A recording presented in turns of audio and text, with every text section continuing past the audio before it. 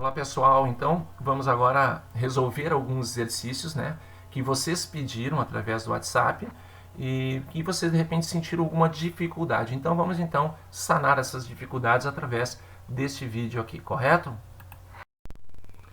Então, nessa questão número 4 da página 58, frente B, módulo 3, né?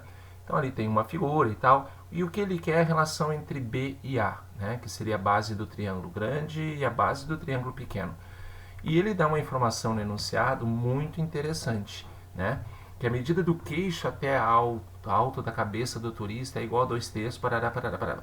O que me interessa aqui dessa informação é que quando ele fala ali embaixo que essas medidas, essas duas que cita ali, na medida do queixo até o alto da cabeça e a medida do queixo da esfinge até o alto da sua cabeça, são representados por D e D'.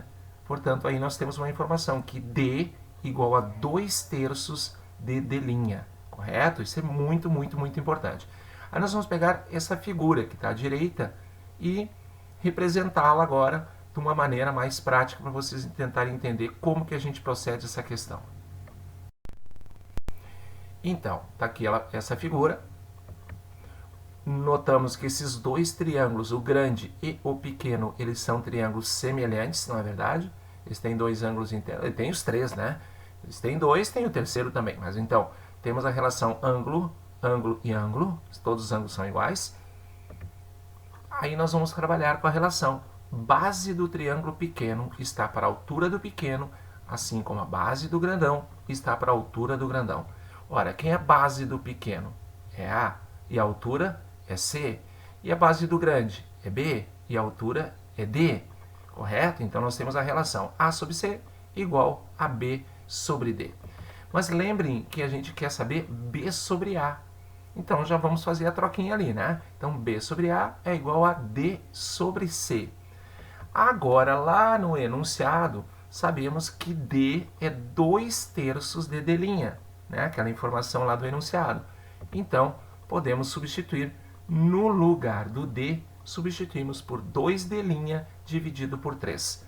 Ajeitando, ajustando melhor essa representação, chegamos então em 2D' dividido por 3C. Bom, já nessa questão, então, 16 da página 56, frente B, módulo 3, é uma questão que eu vou trabalhar de duas maneiras, tá? Vou fazer o caminho 1 e o caminho 2. Vocês podem escolher qual que vocês, então, vão optar para a resolução dessa questão. Então, nós temos as informações todas no enunciado e nós queremos D em função da letra B. Então, vamos lá. Caminho número 1, né, é um caminho que envolve a trigonometria. Então, o que nós temos aqui? É a bissetriz, o AC representa a bissetriz, então dividimos em dois ângulos iguais. Eu chamei dois ângulos de alfa, correto?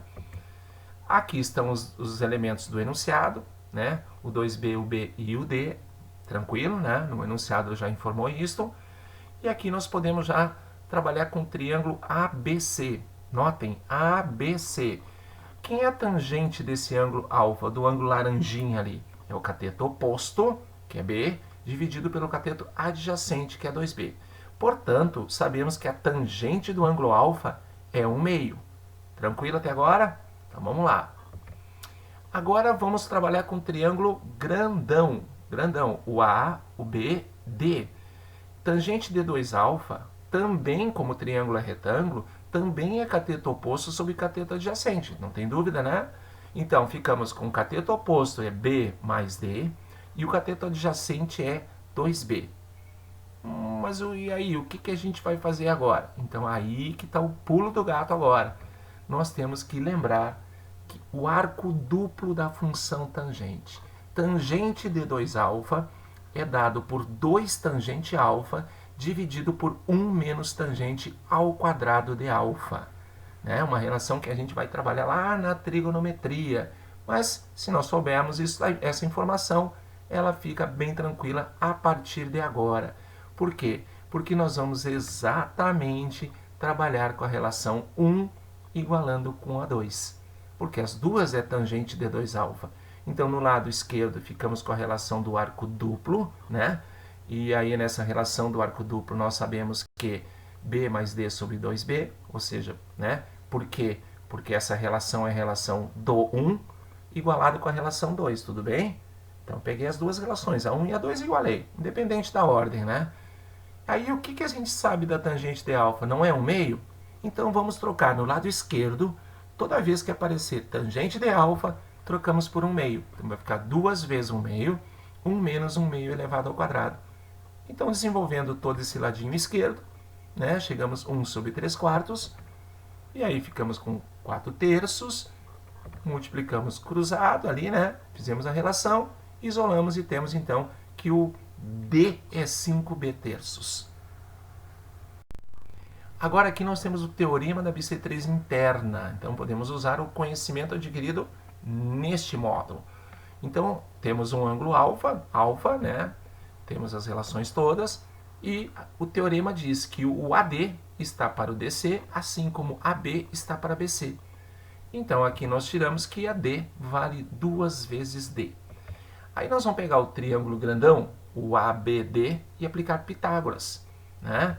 E na aplicação de Pitágoras, 2D ao quadrado, 2B ao quadrado e B mais D ao quadrado. Desenvolva tudo isso, né? Organiza melhor, e nós caímos nessa equação. É uma equação muito estranha, mas é uma equação de segundo grau, né? Então, se o D fosse x, não seria 3x ao quadrado menos 2bx e menos 5b ao quadrado? Então, o que a gente tem aí? Que o A é 3, que o B é menos 2b e o C é menos 5b ao quadrado. Aplicamos delta, fica em 64b ao quadrado, e logo após aplicamos a forma de Bhaskara. E vamos chegar no 5b terços também, indo pelo caminho do teorema da bissetriz interna. Já essa questão 10, a página 7 e 8, frente C, módulo 3, né? Então ele pede justamente uma taxa mensal de juros, né? Então essa é a parte importante. Então eu gosto sempre de criar uma suposição, uma historinha, né? Então vamos supor que o produto é 100 reais. Agora, o enunciado diz, se eu pagar à vista, eu pago 92. Então eu pago 92 agora, ou daqui a 45 dias eu pago 100 reais. Então a gente tem aí um juro cobrado em termos financeiros de 8 reais. Ele quer saber em termos percentuais. Outra coisa, ele pede a taxa mensal de juros. Ora, se o tempo é 45 dias tem que ser transformado para meses. Ele quer a taxa mensal, e aí vamos aplicar juro, capital, taxa, tempo, porque ele fala em juros simples. Então, o juro é 8, né?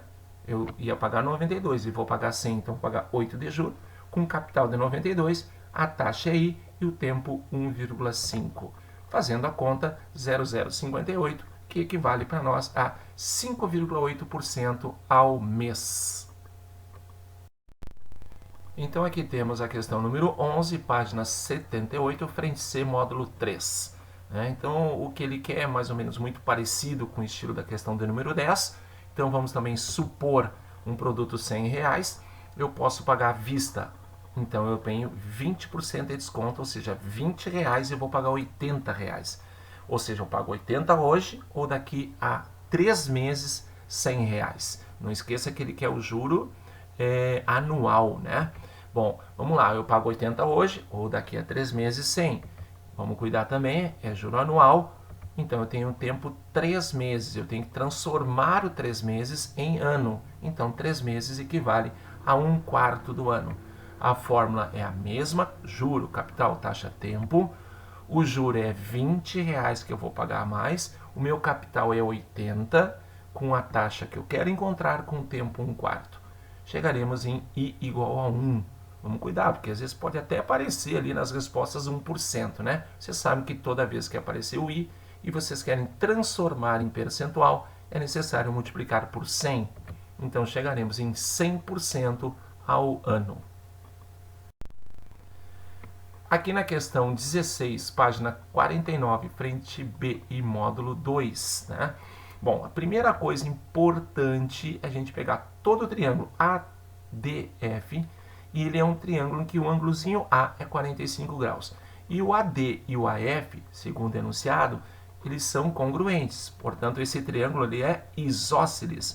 Se ele é isósceles, quanto está faltando para 180, né? Ficam faltando 135 graus. Divide por 2, 675 para um, 67,5 para o outro. Beleza? Então vamos para a segunda parte agora. Vamos pegar aquela partezinha lá de baixo, que a gente sabe que aquele ângulo é 85, porque o enunciado informou isto, né? Aí, esse ângulozinho é 67,5, porque é o ângulo que eu retirei do desenho anterior. E esse carinha aqui vai ser 180 menos 85, perfeito? Vai ser 95. Então, notem agora que eu tenho o triângulo EDF, e o triângulo EDF, a soma dos ângulos internos, tem que fechar 180. Então, se nós fizermos todas essas somas, chegaremos então em 17,5 graus, que equivale para nós a 17 graus e 30 minutos. Nessa questão 3, né, da página 49, frente B, módulo 2, é uma questão bem interessante, né, que ele fala que ele tem que construir com 17 palitos, mas o triângulo deve ter um dos lados, pelo menos um dos lados ser igual a 6. Isso é importante. Temos que lembrar então aí nessa questão que em todo o triângulo, cada lado é menor que a soma dos outros dois, tá? Essa informação é crucial para a questão. Um lado deve ser 6, no mínimo 1, né? Então quer dizer que a soma dos outros dois lados tem que ser 11, para que dê, no final, os 17 palitos. Então, a gente vai supor L1, L2, L3. Lado 1, lado 2, lado 3. Então, comecei com 6, 1 e 10. Não tem como formar triângulo, porque 10 não é menor que 1 mais 6. Vamos fazer a segunda. 6, 2 e 9. Não, porque o número 9, o lado 9, não é menor que 2 mais 6. Opa, aqui já pode ser, né? 6, 3 e 8, porque 8 é menor que 9. Aqui nós podemos também, porque 7 é menor que 10. Aqui também nós podemos, porque 6 é menor que 11. E aqui, o cara vai dizer, mas também pode, mas ele vai ser repetido. E assim ele vai acontecer. Ele vai se repetir e, portanto, somente 3 possibilidades é o que a gente pode, então, criar, né, construir, né, essa questão dos triângulos. Então, aqui na página 4, questão 4, página 37, frente B e módulo 1, ele comenta que 2 torneiras são utilizadas para encher um tanque vazio. Sozinhas elas levam 10 horas e 15 horas. Então, vamos lá. Vamos chamar o volume do tanque V. A primeira leva 10 horas, a segunda leva 15 horas. Então, aqui nós podemos criar a relação volume sobre 10 mais o volume sobre 15. Por que mais? Porque elas vão trabalhar juntas. Então, tira um MMC, que é 30, e ficamos então com elas juntas, 5V sobre 30, ou seja, V sobre 6. Que conclusão? Se a primeira leva 10 horas, a segunda leva 15, então as duas juntas levarão 6 horinhas. E aqui essa questão na página 56, né, frente B, módulo 3, é diferente, né, da questão que está no vídeo do Bernoulli. Tá? Então eu criei uma forma diferente aqui, espero que vocês tenham entendido e tenham gostado. Nosso objetivo é achar esse pedacinho aí, né? Então, o que eu tenho? Eu tenho um triângulo grande, né, que é a altura 9, e aí tive que chamar esse lugarzinho que a gente quer é o H, né? E aí eu chamei Y da base do menor e X a base do maior. Já no outro triângulozinho, a altura é 3, o H é o mesmo, o X é o mesmo, e vai ser X menos Y, a base do pequenininho, correto? Então vamos agora. O que nós vamos fazer? Os triângulos são semelhantes. Então nós tiramos a primeira relação do triângulo grande e a primeira relação do triângulo pequeno. O que nós vamos fazer? Nós vamos então isolar a altura do triângulo grande, 9y sobre x, e isolar a altura do triângulo menorzinho, né? Então fica sendo 3 menos 3y sobre x. Ora, se as alturas são as mesmas, igualamos. E nós chegaremos então lá no final que o x é 4 vezes y. O que eu vou pegar? Vou pegar esse x, que é 4 vezes y, e substituir, claro, na primeira equação, né, que é 9y sobre x, porque ela é mais fácil. Se nós substituirmos ali, os y vão ser cancelados, e nós vamos encontrar, então, 9 quartos, que é 2,25. Tá bom? Eu passei um pouquinho aí as formas que a gente tem de resolver algumas questões, então, que vocês, então, nos questionaram. Tá bom, gente? Até o próximo vídeo.